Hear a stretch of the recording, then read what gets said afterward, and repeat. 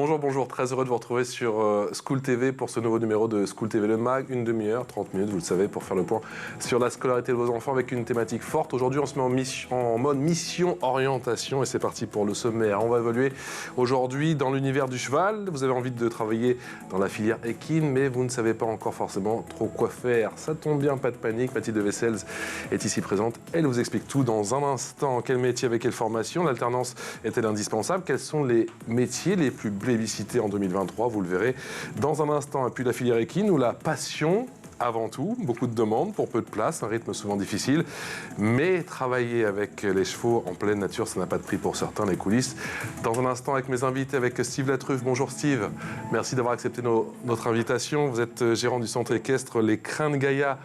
Ça se trouve à Fort-Calquier, dans le 04, dans les Alpes de Haute-Provence, dans un cadre magnifique. Tout va bien ? Bonjour, oui, tout va bien. Merci de nous accorder ces précieuses minutes. Olivier Simon est également avec nous. Bonjour, via Skype. Merci d'être avec nous. Vous êtes adjoint au directeur technique national à la Fédération française d'équitation. On parle des adhérents, notamment dans un instant avec Mathilde. C'est parti la loupe.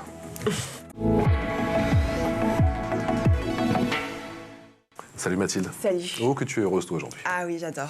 On avait déjà fait l'année dernière une émission sur l'équitation. Oui, sur l'équitation. Enfin, sur plutôt l'orientation pour les élèves qui voudraient être dans... Là, on s'était dit, là, on va faire toute la filière équine. Là, on va faire la filière, effectivement. Alors, je ne vais pas parler de tous les métiers, parce qu'il y en a vraiment... Sinon, on fait toute la journée. Voilà, on fait toute la journée. Mais j'ai vraiment voulu détacher 3 métiers, pour moi, qui sont importants, en tout cas, auxquels on peut être confronté. Alors, pour tout vous dire, lorsque j'étais jeune, effectivement, je monte à cheval. Vous êtes jeune, voilà. Vous montez encore. Je faisais de l'équitation et je voulais travailler... Ah, là Voilà, c'était moi. Ben voilà. Voilà. Attends, mais on va détailler cette photo un petit peu, là. Oh Merci. Oh, j'étais pas prêt là. Merci. Bon, non, en plus, j'étais pas prêt. Non. Merci Aude pour ces photos qui me rappellent de super souvenirs. Non, mais attends, on va reparler de votre équilibre et tout ça, c'est magnifique. Ouais, vous avez évolué au niveau. C'était mon premier concours d'ailleurs. Ah ouais, magnifique. Bon, on en a 15 autres. Ne vous inquiétez pas, je rigole. Allez, c'est parti. Bon, ce qui est vraiment intéressant lorsqu'on est cavalier et qu'on veut travailler donc dans ce domaine, avec les chevaux notamment, c'est qu'il y a plein de métiers passionnants qui s'offrent à nous. Ce qu'il faut savoir, c'est que l'équitation est le premier employeur privé sportif en France, donc il y a de vraies perspectives professionnelles possibles. Il y a 4 métiers, donc j'ai dit 3 tout à l'heure, il y en a 4 qui se détachent. On commence par animateur d'équitation. Ça consiste en quoi donc? Oui, ça consiste en quoi? Vous allez me le dire tout de suite, allez-y. Mais vous étiez parti, j'ai pas besoin de relancer, je sais. Oui, c'est vrai. Alors oui, très souvent, ce sont les premières personnes qui s'occupent des enfants et à les mettre sur un poney. Ils jouent un rôle fondamental dans l'accueil et la mise en confiance des nouveaux cavaliers, mais aussi de leur famille, c'est important. Son métier, c'est d'animer des séances de découverte et d'initiation. Il accompagne les cavaliers dans la préparation des poneys et des chevaux, ce qui est extrêmement important et pas si simple, car souvent les enfants sont tout petits, ils ont peur, ils appréhendent de s'approcher des poneys ou des Shetland. Donc voilà, c'est important d'être là derrière eux pour les accompagner. Ils participent également à l'entretien et aux soins de la cavalerie. Ils travaillent évidemment sous la responsabilité d'un moniteur. Faut quel diplôme? Alors, il faut le galop 6. Il y en a 7, alors voire 8 pour l'instructeur. Mais il faut le galop 6 de cavalier, le diplôme animateur d'équitation, titre à finalité professionnelle de la FFE de niveau 3, ce qui correspond au CAP BEP reconnu donc par l'État. J'imagine qu'ensuite tu vas nous parler du métier de moniteur d'équitation. Et oui, effectivement, le moniteur d'équitation, pour moi, c'est l'un des métiers les plus importants et qui accompagne vraiment les enfants et donc les cavaliers. Le moniteur est au centre de l'activité du club. Il enseigne l'équitation à tout le monde, à tous les niveaux. Il accompagne aussi ses cavaliers en compétition. Il y a un lien vraiment particulier. C'est lui qui détermine et coordonne les activités ludiques et pédagogiques. Il gère la cavalerie et il participe au bon fonctionnement du club. Il doit évidemment être un bon cavalier, il doit être détenteur du galop 7 et une première expérience en compétition de niveau club 2 ou amateur 2 est exigée. Il doit avoir le diplôme BPJ EPS, éducateur sportif, activité équestre. Diplôme d'État délivré par le ministère des Sports. Et dernier métier sur lequel tu voulais te focaliser? Oui, alors c'est vraiment accompagnateur de tourisme équestre. Si vous aimez la nature, c'est parfait comme métier. Lui, il est spécialiste de l'équitation d'extérieur. Il accompagne en toute sécurité les cavaliers en promenade et randonnée sur des itinéraires évidemment qu'il connaît très bien. Il doit connaître la nature, les plantes aussi pour dire aux cavaliers, aux enfants ce que le cheval peut manger ou pas, ce qui peut être dangereux. Ça, c'est plutôt utile sur les chemins de campagne. Et ça, c'est vrai que c'est le genre d'activité que nous, cavaliers, on adore quand on part en vacances. En général, on cherche toujours le centre équestre qui nous propose des randos ou des balades comme ça. C'est super pour se déconnecter. Ce qui est vraiment intéressant dans ce métier, c'est qu'il peut monter son propre centre de tourisme équestre et le diriger. Donc ça, c'est vraiment top. Pour ce qui est du niveau d'équitation, le galop 6 est requis. Il doit avoir effectué 7 jours de randonnée. C'est quand même faisable. Et puis ensuite... Moi, j'y connais un galop 6. J'imagine que c'est déjà un niveau très avancé. C'est un très bon niveau, oui. On parle en général de... Il y en a 8. Oui, alors 8, c'est instructeur. Alors, à moins que ça ait changé, mais moi, à mon temps, c'était comme ça. Galop 7, c'est vraiment... Voilà, très bon niveau, on peut passer le monitorat. Et galop 6, c'est un petit peu en dessous. Voilà, D'accord. Et à partir du galop 5, on peut dire qu'on a un bon niveau. D'accord. Donc là, voilà. Et pour obtenir ensuite le titre d'accompagnateur de tourisme équestre, titre donc à finalité professionnelle de la FFE. L'expression orale, merci pour tout. Mathilde, nos invités. L'expression orale avec Olivier Simon, qui est adjoint DTN à la Fédération française d'équitation, et avec Steve Latruffe, qui est gérant du centre équestre Les Crins de Gaïa. Ça se trouve à Fort-Calquier, à quelques kilomètres d'Aix-en-Provence. Steve, le lien entre tous ces métiers, c'est avant tout la passion du cheval. Puisque là, on y est du matin au soir. Et donc, il faut avoir le sens du cheval, obligatoirement, quelque chose qu'il faut cultiver à la base. Oui. Travailler dans un centre équestre, c'est avant tout un mode de vie particulier? C'est sûr qu'on a un mode de vie qui est un petit peu différent d'autres métiers. Bon, c'est un métier qui veut surtout être complet, puisque la passion du cheval est prédominante, mais après, il y a aussi le contact avec les gens, le contact avec la nature. Donc, à partir de là, il faut y consacrer beaucoup de soi-même. Et c'est par contre un métier qui est tous les jours différent et qui touche énormément de matière. Je suis étranger, moi, et je te le dis, Mathilde, effectivement, à tout cet univers, mais c'est vrai que quand tu y vas, j'ai deux enfants en bas âge, ouais. On voit toujours au centre équestre à côté, il y a une atmosphère particulière. Steve, je ne sais pas si vous allez me contredire, mais j'ai l'impression que c'est comme un sanctuaire, c'est incroyable. Ah, c'est vrai, on le ressent d'ailleurs quand on accueille des gens, il se passe quelque chose. Il y a un environnement déjà où la présence de tous ces équidés dégage quelque chose. Et effectivement, on a l'impression que c'est un milieu fermé. Et en fait, même au travers du métier d'accompagnateur tourisme équestre, ce qu'il faut, c'est le démocratiser. Et tout se fait tout seul. En fin de compte, la magie, elle opère suivant les personnes de manière naturelle. Et effectivement, quand on arrive, on est un petit peu, on voit des barrières, mais en fait, c'est un monde qui est très ouvert. Oui, effectivement, c'est un sport d'extérieur, effectivement, qu'il pleuve, qu'il vente ou qu'il neige, on est en général dehors. Et aussi bien pour les cavaliers que pour les familles, c'est extrêmement dépaysant en général quand on va dans ce genre d'environnement. Et c'est un sport, c'est vrai, qui n'est pas donné, faut aussi le préciser. C'est pas, tout le monde n'a pas accès à ce milieu-là, à l'équitation. Mais je trouve que voilà, s'il y a des aides, etc., on en parlera peut-être plus tard, s'il y a des aides qui sont prévues en tout cas par l'État et par la FFE pour certaines familles. Mais je pense que voilà, c'est important même pour des enfants qui peuvent être turbulents. Ou voilà, le lien avec les chevaux, les poneys, c'est super important pour Olivier Simon, dans quelle mesure effectivement cet univers est un monde à part? Je crois que Steve en a déjà bien parlé, c'est-à-dire qu'on a cette chance dans cette activité d'avoir cet animal absolument extraordinaire qu'est le cheval, qui fascine l'homme depuis la nuit des temps et avec lequel, effectivement, il se crée une relation absolument incroyable.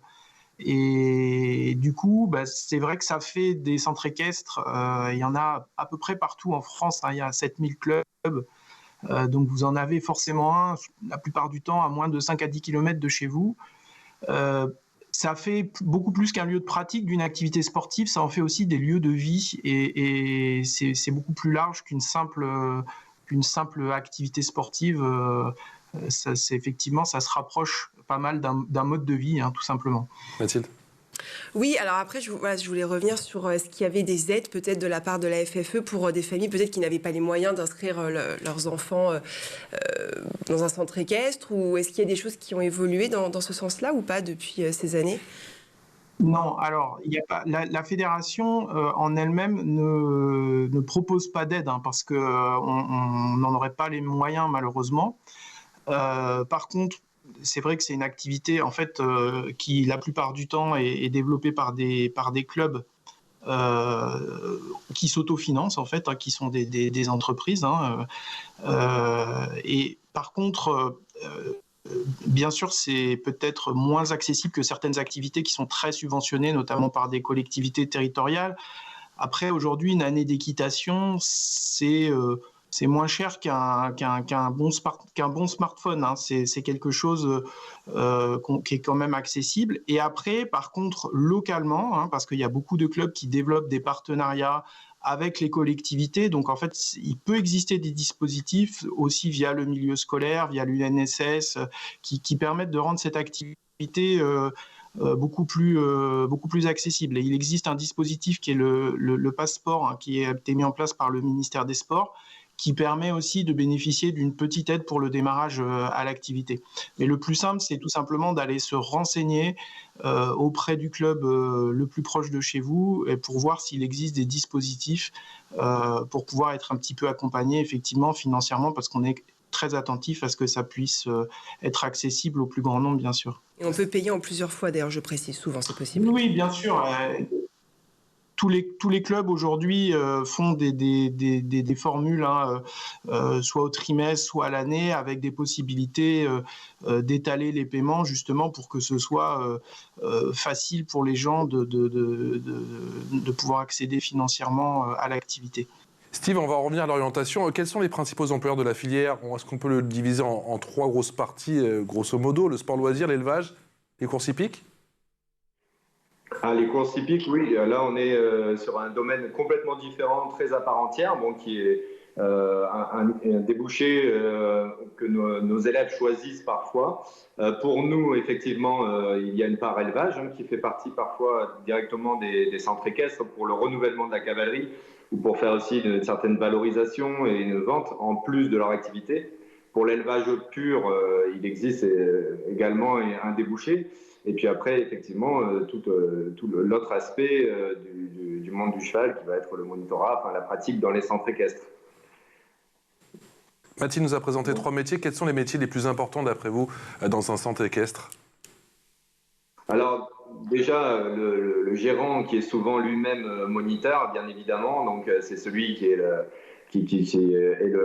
le superviseur de toutes les activités, donc qui peut également donner des cours et qui donne l'image de son enseignement un petit peu à tout le reste de son écurie. Ensuite, derrière va intervenir les autres personnes, les moniteurs, donc suivant la taille du club, puisqu'effectivement c'est pas donné à tous les clubs de pouvoir disposer de salariés moniteurs. À partir de 100 adhérents, on va pouvoir embaucher un moniteur, puisque le travail du gérant, lui, se trouve aussi directement sur l'aspect administratif et gestion. Donc, et après, donc les moniteurs et ensuite les palefreniers soigneurs. Donc là, on a énormément besoin de main-d'œuvre, puisque le cheval, même celui qui vit dans les grands espaces, a besoin d'une énorme intendance, de maintenance autour de lui pour son confort de vie. Et ensuite, on peut avoir des emplois administratifs aussi liés à la gestion du club, bien évidemment. Et on manque beaucoup de soigneurs et de palefreniers. Alors, je ne sais pas comment ça se passe dans le sud, mais pour monter à cheval en région parisienne, c'est une vraie galère pour trouver des palefreniers notamment. Alors c'est vrai que de toute façon, dans l'ensemble de la filière, il y a un gros problème de main-d'œuvre, même au niveau des moniteurs et des accompagnateurs tourisme équestre. Alors donc pour trouver des gens compétents qui sont aussi capables d'endosser un travail assez physique, assez rigoureux, avec la gestion des notions du cheval, même si on peut embaucher un cavalier soigneur, un soigneur palefrenier avec peu d'expérience autour des chevaux, il faut quand même qu'il en ait pour pouvoir anticiper toutes les réactions d'un cheval et vérifier que son comportement et sa santé ne posent pas de problème et que tout va bien. Donc, nous, dans le sud, on a, comme à peu près partout en province, plusieurs petites structures. Donc, effectivement, les chevaux aussi sont parfois plus dehors, nécessitent un tout petit peu moins donc, de main-d'œuvre, mais on en a quand même besoin. Et effectivement, c'est un petit problème que de pouvoir bien recruter aujourd'hui.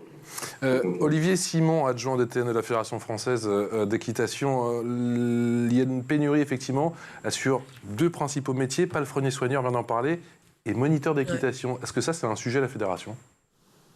Oui, c'est un énorme sujet parce que il y a deux phénomènes en parallèle, hein, c'est-à-dire que en fait, l'équitation a vraiment bénéficié à l'issue du confinement du besoin des gens en fait de retourner dehors, de se retrouver aussi un peu eux-mêmes. Donc, il y a eu une croissance importante du nombre de pratiquants. Hein. Il y a eu 100 000 cavaliers supplémentaires sur les 2 ans.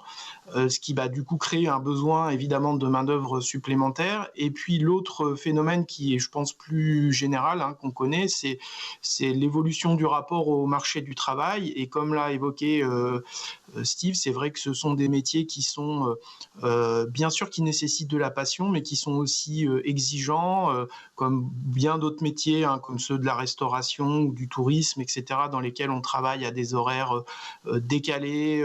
Voilà, donc du coup, effectivement, il y a ce besoin de main-d'œuvre qui existe et on agit pas mal dans ce sens-là, notamment pour faire beaucoup de promotion de ces métiers et de tous leurs bons côtés. Est-ce que, Olivier Simon, le souci surtout, c'est pas le salaire, parce que c'est quand même c'est au SMIC. Alors après, je pense qu'avec les années, le salaire augmente, mais le véritable problème, je pense, c'est vraiment d'attirer les jeunes cavaliers à devenir moniteurs, parce que le salaire n'est pas bon, n'est pas correct. Alors, je crois que c'est c'est une image, de mon point de vue, un peu datée, parce que comme dans toute situation, hein, dans laquelle le marché du travail est un peu tendu, aujourd'hui, l'avantage est vraiment aux salariés. Alors, et aujourd'hui, quelqu'un qui est vraiment compétent, il peut gagner vraiment très correctement sa vie pour un emploi de ce niveau-là. Il y a beaucoup de moniteurs qui travaillent aux alentours de 2 000 € par mois. Et sachant qu'en plus, la plupart du temps, dans beaucoup de clubs, il y a tout un tas d'avantages en nature qui sont possibles. Avoir un cheval personnel, éventuellement être logé, etc. Ce qui fait que en termes de niveau de vie, ça peut être tout à fait correct. Steve, j'ai commencé l'émission en vous posant des questions effectivement sur la passion du cheval, la passion de cette filière équine. Si on travaille dans votre milieu, c'est clair que c'est pas pour l'argent ? Et c'est vrai qu'on peut considérer quand même que l'argent n'est peut-être pas l'élément le plus moteur à la base, bien que moi je rejoins Olivier, les avantages qui sont consacrés quand même à nos salariés ne sont pas négligeables.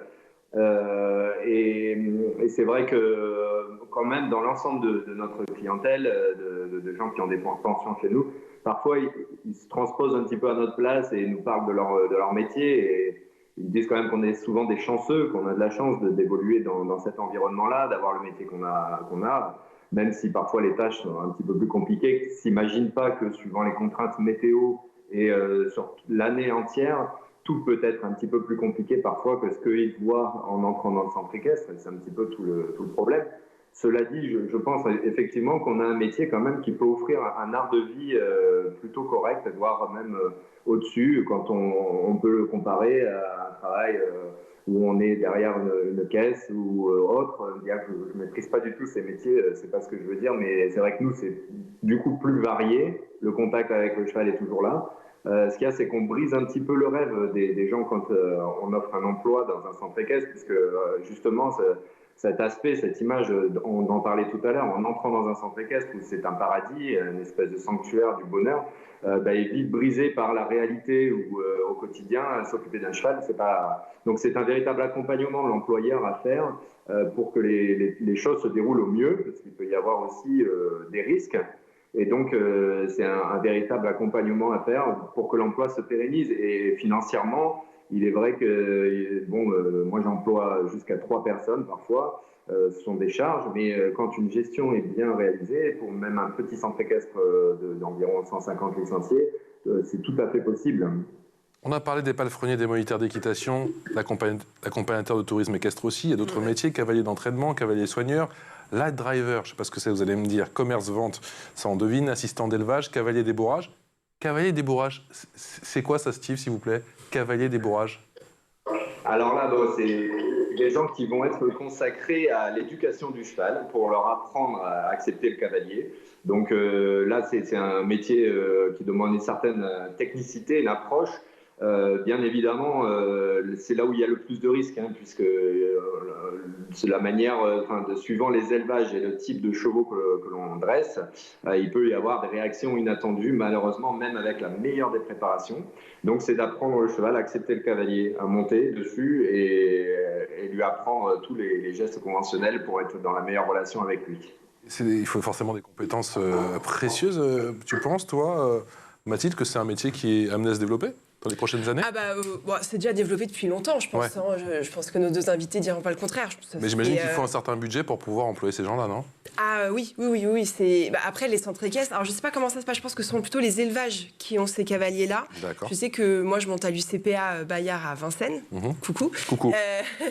Et il y a des cavaliers qui sont confirmés, qui sont dans mon cours Galop 7 et qui montent aussi des jeunes chevaux qui viennent d'arriver. Et ils ont un cheval attitré et ils le travaillent bien pour qu'effectivement, après, ils soient accessibles à d'autres niveaux.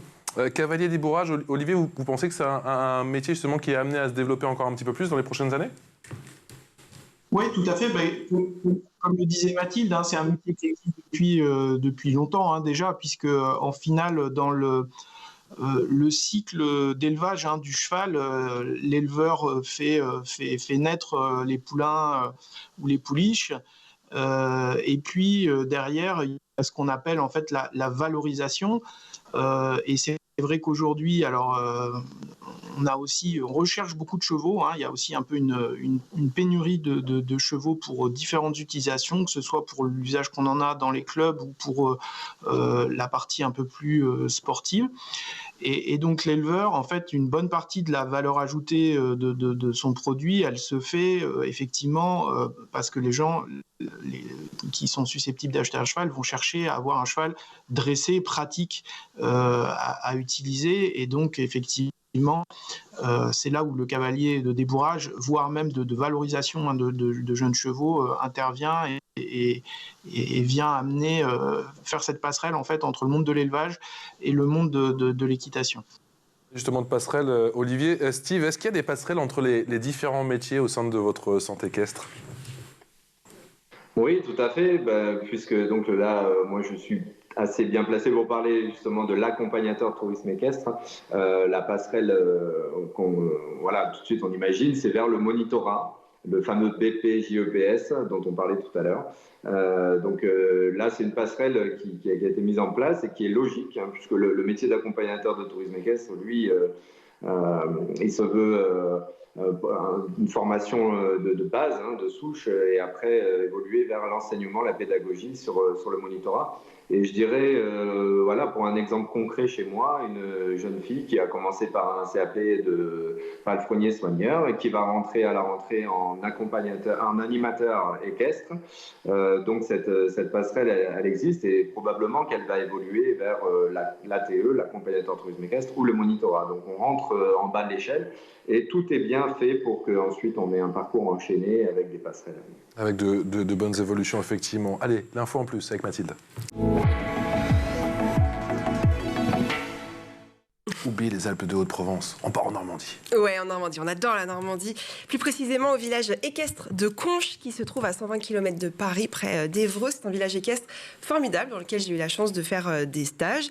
Il propose aussi de former les jeunes au métier de l'équitation. Vous voyez, le village est absolument extraordinaire. Conches fait partie du programme Normandie Formation Excellence, dont l'objectif est d'ouvrir le plus possible le champ des connaissances et de proposer des enseignements toujours plus pointus. Alors, plus de 300 moniteurs en en exercice sont passés par Conches. Et il faut le dire, il est plus facile pour eux derrière de trouver un emploi derrière. Ils proposent aussi un cursus sport-études. Lorsqu'on est au collège ou au lycée, il est possible donc d'aller à Conches pour faire ses études. Voilà, le rêve de faire les cours le matin et de monter l'après-midi. Je vous conseille de vous rendre. Ouais, c'est vraiment intéressant, en tout cas pour ceux qui veulent être cavaliers professionnels ou voilà.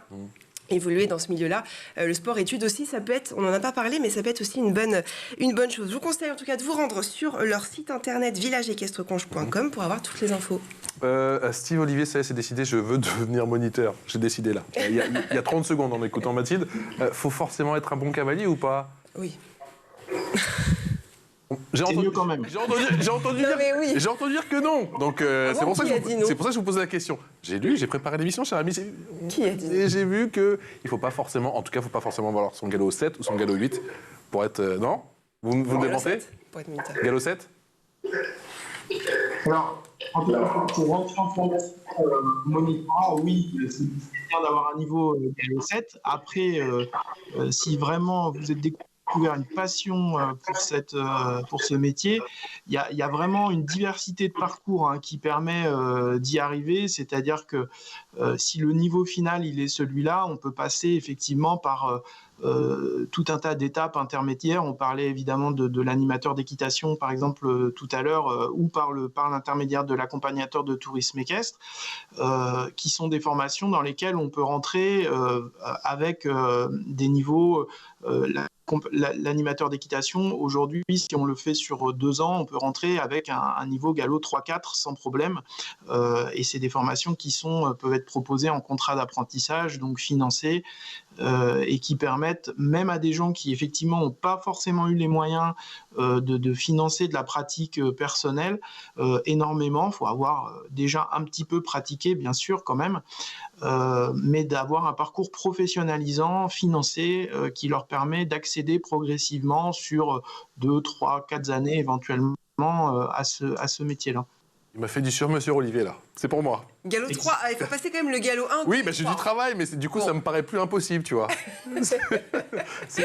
Olivier, comment vous travaillez avec... vous êtes à la fédération, on le rappelle. Comment vous travaillez main dans la main avec les différents centres équestres? Comment vous travaillez ce maillage du territoire et comment vous les accompagnez? C'est la raison d'exister de la fédération. C'est-à-dire que la fédération, c'est une association... qui est délégataire du ministère des Sports pour organiser les activités équestres en France. Donc les adhérents, ce sont justement les clubs et on travaille sur plein d'activités. On a la chance d'avoir une activité qui est extrêmement riche. On a parlé du tourisme, on a parlé de la nature, on a parlé des centres équestres, ça traite des enfants, l'attelage. Enfin, il y a des centaines vraiment d'activités possibles avec les chevaux. Donc, on travaille, nous, pour accompagner le développement des établissements vraiment au quotidien. Merci à tous les deux. Merci infiniment. Je crois que j'ai trouvé ma vocation. C'est vrai. Oui, je vais m'y mettre à fond. Je crois que vous avez quelques plans, en plus ça va m'aider. Et je crois que j'ai aussi un plan du côté des Alpes de Haute-Provence. Oui. C'est magnifique en plus. Un certain Steve Latruc là-bas. Ouais, je pense que tu oublies effectivement tous tes soucis et tu te reconnectes assez rapidement avec la nature. Un grand merci à vous, messieurs. Merci à Steve Latruc, gérant du centre équestre Les Crins de Gaïa. Ça se trouve à Fort-Calquier, à quelques kilomètres d'Aix-en-Provence. Et c'est magnifique. Olivier Simon, adjoint au DTN, à la Fédération française d'équitation. Un grand merci à tous les deux. Merci beaucoup. Merci d'avoir partagé votre passion et tous ces petits conseils également pour tous ceux qui souhaitent bosser dans cette filière équine. Merci. Merci beaucoup. On ressort les photos ou pas? Allez. C'est parti. À demain pour de nouvelles aventures. Ciao.